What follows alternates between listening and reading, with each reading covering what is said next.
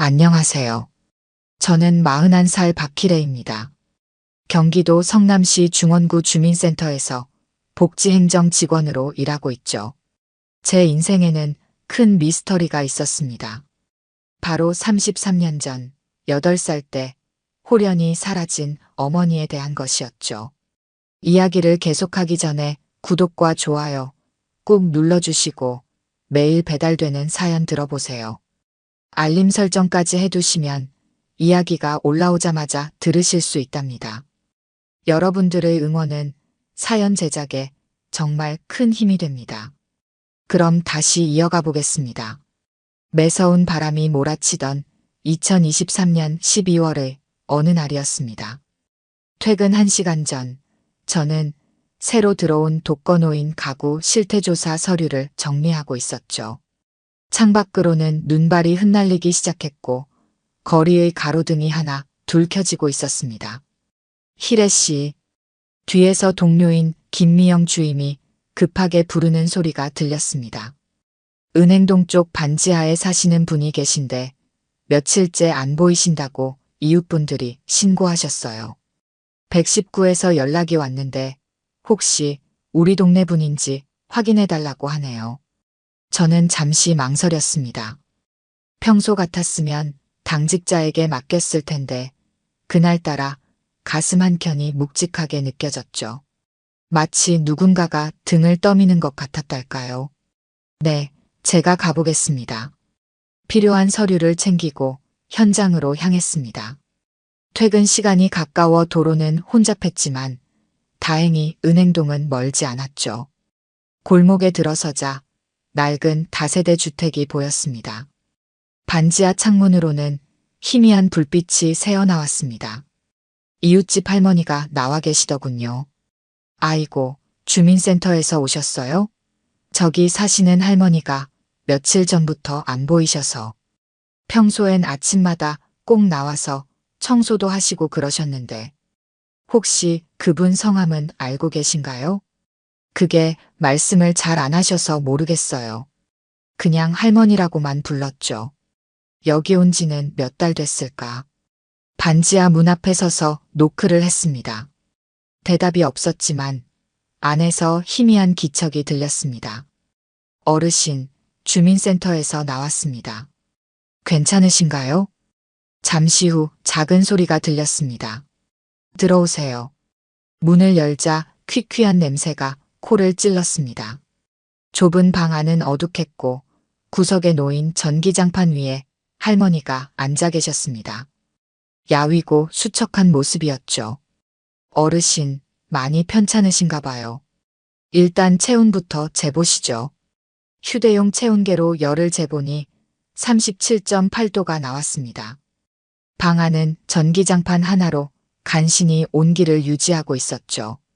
낡은 이불 몇 장과 작은 식탁, 그리고 구석에 쌓인 박스들이 전부였습니다. 식사는 거르시지 않고 하셨나요? 할머니는 고개만 가로저으셨습니다. 창백한 얼굴에 생기라곤 없었죠.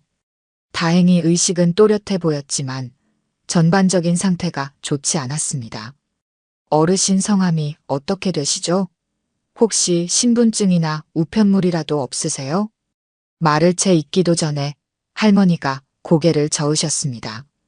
이런 경우가 종종 있었죠. 이유야 어찌됐든 신분을 숨기고 사시는 분들이 꽤 있었으니까요. 일단 응급실에 모셔야겠어요. 제가 119에 연락해 드릴게요. 전화를 걸려는데 할머니가 손사래를 치셨습니다. 괜찮아요. 그냥 좀 쉬면. 말씀하시다가 기침이 나셨고 급하게 물을 마시려다 컵을 떨어뜨리셨습니다. 저는 반사적으로 컵을 잡으려 손을 뻗었죠. 그때였습니다. 할머니의 오른손이 제 시선에 들어왔습니다. 검지 손가락에 있는 깊은 흉터. 순간 머리가 하얘졌습니다. 1990년 여름날의 기억이 떠올랐기 때문입니다. 재봉틀 바늘에 찔린 어머니의 검지. 피가 나는데도 바로 병원에 못 가고 마감 물량을 끝내고서야 응급실에 가셨던 그날이 생생했습니다. 떨리는 마음을 진정시키려 심호흡을 했습니다. 우연의 일치일 수도 있었죠. 하지만 이번에는 할머니의 얼굴을 자세히 보게 됐습니다. 주름살 사이로 보이는 눈매, 그리고 왼쪽 눈가의 작은 점까지. 저기 혹시 말이 목까지 차올랐지만 나오지 않았습니다. 할머니도 저를 빤히 쳐다보셨죠. 방 안의 공기가 얼어붙은 것 같았습니다. 119 사이렌 소리가 들렸습니다. 아까 이웃분이 불러주신 모양입니다. 저는 잠시 자리를 피해 구급대원들을 맞이했습니다. 혈압이 많이 낮으시네요. 일단 성남중앙병원으로 모시죠. 들것의 할머니를 모시는 동안 저는 계속 그 손의 흉터가 눈에 아른거렸습니다. 머릿속이 복잡했죠. 33년이란 세월이 흘렀는데 이렇게, 그것도 이런 상황에서 그런 이미지가 저를 혼란스럽게 하다니. 짜증이 왈칵 솟아오르기도 했습니다. 하지만 개인적 감정을 드러낼 수는 없었지요. 제가 동행하겠습니다. 구급차에 올라타면서 휴대폰으로 사무실에 연락했습니다. 김미영 주임이 받았네요. 미영 씨, 나 이건 직접 담당할게. 내일 아침에 얘기해 줄 테니 일단 과장님께 보고 좀 해줘. 병원으로 향하는 길, 창밖으로 흩날리는 눈을 보며 생각했습니다. 아직 확신할 순 없었지만 가슴 한켠이 계속 시큰거렸습니다. 33년 전 그날, 어머니도 이런 겨울 날씨였다고 알고 있었거든요. 구급차가 병원에 도착하고 할머니는 곧장 응급실로 이송됐습니다.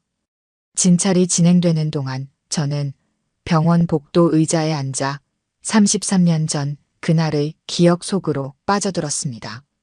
1990년 12월 서울 청계천 근처 작은 봉제 공장. 어머니는 그곳에서 일하시다가 작은 공장을 인수하셨습니다. 처음엔 기술자, 셋의 미싱 5대로 시작했죠. 저는 매일 학교가 끝나면 공장으로 갔습니다. 숙제를 하다가 배가 고프면 옆 분식집에서 떡볶이를 사 먹었죠. 어머니는 항상 바빴습니다. 대형 의류회사의 하청을 받아 옷을 만드셨는데 밤늦게까지 불이 꺼지지 않았죠. 가끔 제가 졸려서 엄마 무릎을 베고 누우면 재봉틀 돌아가는 소리가 자장가처럼 들렸습니다. 하지만 그해 겨울 갑자기 모든 것이 무너졌습니다. 어머니가 운영하시던 봉제 공장에는 대형 의류회사의 주문이 끊임없이 들어왔고 야근도 많았지만 그래도 직원들과 함께 웃으며 일하시던 때였죠. 하지만 갑자기 거래하던 큰 회사가 부도를 냈다는 소식이 들려왔습니다. 몇 달치 납품 대금을 받지 못하게 된 거였죠. 그동안 은행 대출로 버텨왔던 공장 운영이 한순간에 위태로워졌습니다. 어머니는 밤마다 복잡한 서류들을 들여다보셨습니다.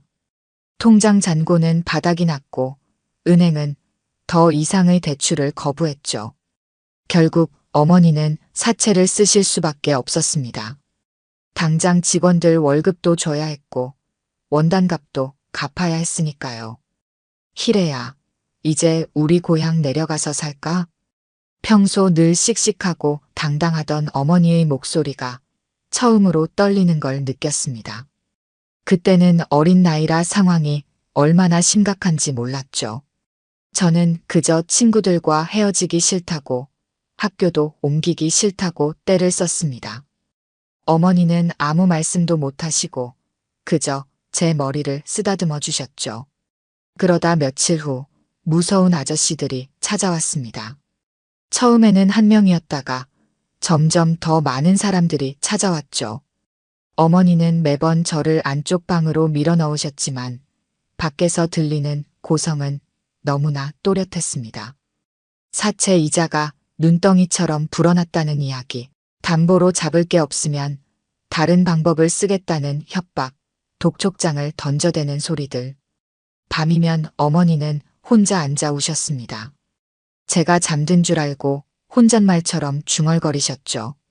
희래만 없었어도 도망이라도 갈 텐데. 그때는 그 말씀이 무슨 뜻인지 몰랐습니다. 그리고 12월 24일 아침, 어머니는 평소보다 일찍 저를 깨워 학교에 데려다 주셨습니다. 그날따라 머리도 예쁘게 묶어주시고 새로 산 빵도 가방에 넣어주셨죠. 희래야, 오늘은 선생님 말씀 잘 듣고 수업 끝나면 바로 집에 가 있어. 엄마가 금방 다녀올게. 그날따라 어머니는 저를 꼭 껴안아 주셨습니다. 평소보다 오래, 정말 오래 안아주셨죠. 등교하는 제 뒷모습을 어머니가 계속 지켜보고 계시다는 걸 느꼈습니다. 마치 제 모습을 사진처럼 마음에 담아두려는 것처럼. 학교가 끝나고 집에 돌아왔지만 어머니는 안 계셨습니다. 그날 밤, 그 다음 날도 어머니는 돌아오지 않으셨습니다. 공장도 문이 굳게 닫혀 있었죠. 경찰이 수색에 나섰지만 어머니의 행방은 찾을 수 없었습니다. 나중에 공장 직원분들에게 들은 이야기로는 그날 어머니는 아침 일찍 공장에 나와 서류를 정리하시고 통장에 남은 돈으로 직원들 밀린 월급을 모두 지급하신 후 사라지셨다고 합니다.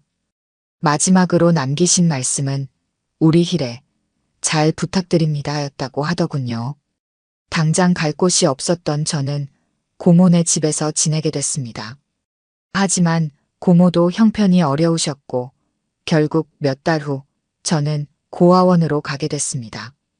차가운 겨울이 지나고 봄이 왔지만 여름이 가고 가을이 와도 다시 겨울이 되어도 어머니는 돌아오지 않으셨습니다.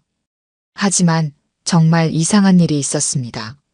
매년 제 생일마다 어디선가 작은 선물이 도착했거든요. 보낸 사람의 이름도 없고 주소도 없었지만 그 선물들은 늘 제가 간절히 원하던 것들이었습니다. 중학교 입학할 때 문구점 앞에서 한참 구경했던 만년필, 고등학교 때 친구들과 이야기하다 언급했던 참고서, 대학 입학할 때 버스 정류장에서 발을 동동 구르며 추워했을 때 필요했던 겨울 코트까지 누군가 제 곁에서 늘 지켜보고 계시다는 걸 알 수 있었습니다. 하지만 그게 어머니라고는 감히 생각할 수 없었죠. 그저 먼 곳에서라도 저를 걱정해 주시는 분이 있다는 것만으로도 감사했습니다. 하지만 찾을 수가 없었습니다.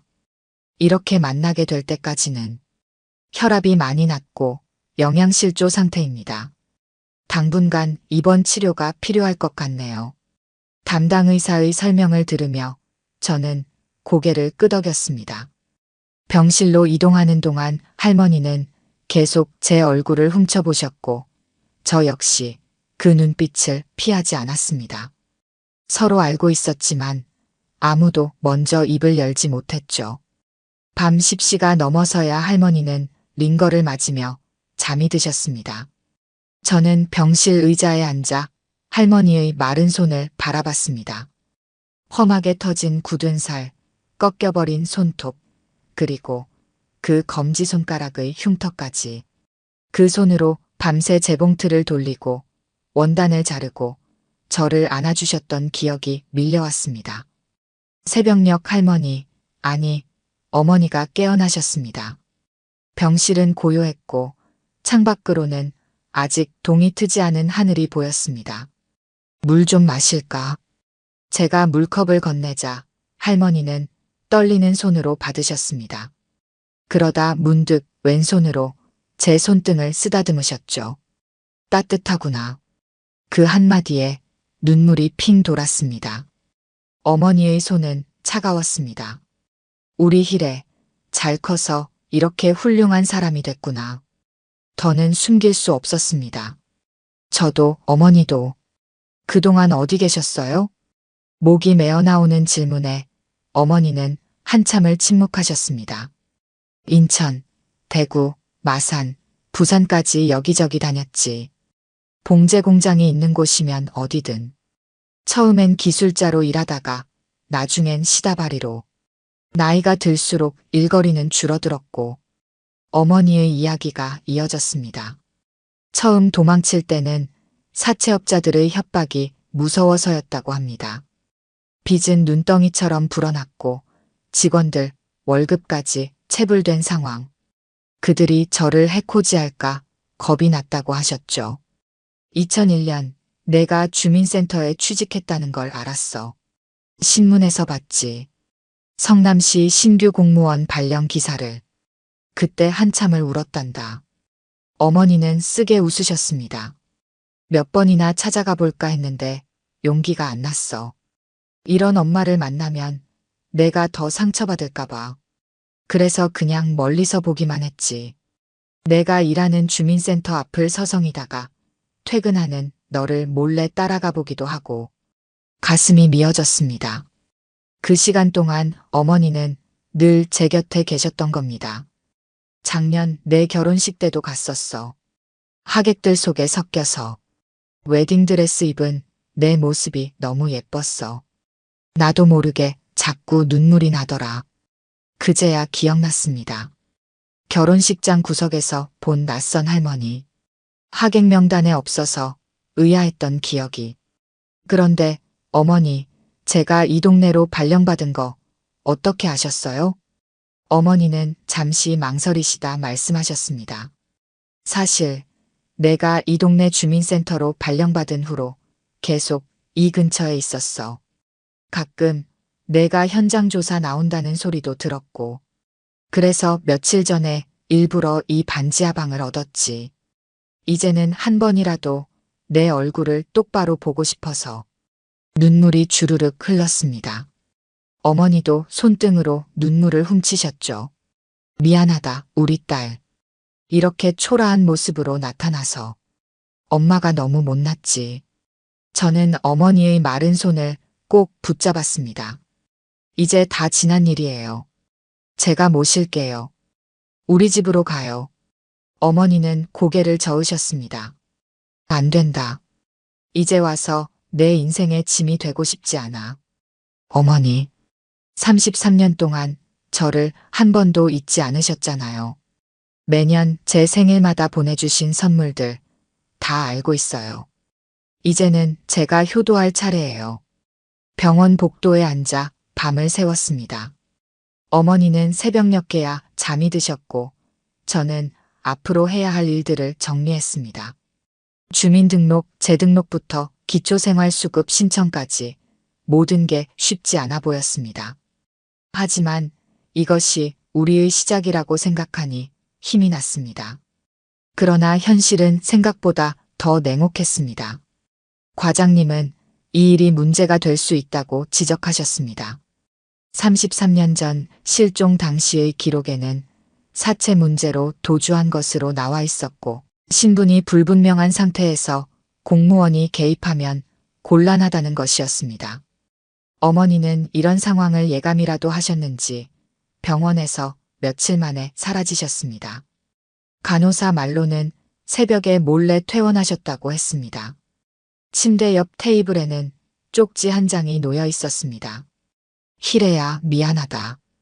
엄마는 이제 너한테 더 이상 짐이 되고 싶지 않구나. 그날부터 저는 미친 듯이 은행동 일대를 뒤졌습니다. 반지하 방은 이미 비어 있었고 이웃들은 어머니를 본 적이 없다고 했습니다. 마치 33년 전처럼 어머니는 흔적도 없이 사라지셨습니다. 일주일이 지났습니다. 과장님은 제게 휴가를 쓰라고 하셨지만 저는 매일 출근했습니다. 어쩌면 어머니가 다시 이곳을 찾아오실지도 모른다는 생각 때문이었습니다. 그러던 어느 날 아침 청소하시는 아주머니가 주민센터 뒷골목 벤치에서 한 할머니를 보셨다고 했습니다. 재봉틀 바늘에 찔린 듯한 흉터가 있는 손가락이 인상적이었다고. 저는 즉시 그곳으로 달려갔습니다. 벤치에는 아무도 없었지만 그 아래에 낡은 지갑 하나가 놓여 있었습니다. 33년이 넘은 듯한 그 지갑 안에는 제 어린 시절 사진들이 가득했습니다. 유치원 소풍날 찍은 사진, 학예회 때의 사진, 그리고 어머니가 사라지시기 직전에 찍은 사진까지. 사진들은 모두 구겨지고 바랜 상태였지만 귀퉁이가 반듯하게 접혀 있었습니다. 자주 꺼내보셨던 걸까요? 지갑 안에는 쪽지도 한 장 들어 있었습니다. 이제는 너무 늙어버려서 내 엄마 노릇을 할 자격이 없는 것 같구나. 하지만 이 사진들은 갖고 있을 자격이 없어서 돌려준다. 잘 살아라, 우리 딸. 그 순간 저는 깨달았습니다. 어머니는 여전히 이곳을 떠나지 못하고 계시다는 걸. 제가 일하는 이 동네 어딘가에 저를 지켜보고 계시리란 걸. 결국 과장님께 사정을 말씀드렸습니다. 어머니의 과거 도주는 범죄가 아닌 딸을 지키기 위한 선택이었다고. 33년의 세월은 그 어떤 죄값보다 더 큰 대가였다고. 과장님은 한참을 고민하시더니 끝내 고개를 끄덕이셨습니다. 그리고 2주 뒤 어머니를 다시 만났습니다. 이번에는 제가 먼저 어머니를 발견했습니다. 주민센터 건너편 작은 공원에서 매일 아침 청소를 하고 계신 어머니를. 매일 아침 출근길에 저를 보기 위해 그곳에 계셨던 겁니다. 이번에는 어머니가 도망가지 못하게 꼭 붙잡았습니다. 더는 혼자가 아니라고, 이제는 제가 어머니를 지키겠다고 말씀드렸습니다. 어머니는 한참을 우시다가 끝내 고개를 끄덕이셨습니다. 그렇게 우리의 새로운 삶이 시작됐습니다. 어머니는 이제 제 집 2층에서 지내십니다. 아침마다 작은 화분에 물을 주시고 가끔은 옛날처럼 재봉틀을 돌리시기도 합니다. 바늘에 찔린 흉터가 있는 그 손으로 이번에는 손주의 옷을 기워주시겠다고 하십니다. 창밖으로 봄이 오고 있습니다. 33년의 겨울이 지나고 이제야 우리의 봄이 시작된 것 같습니다.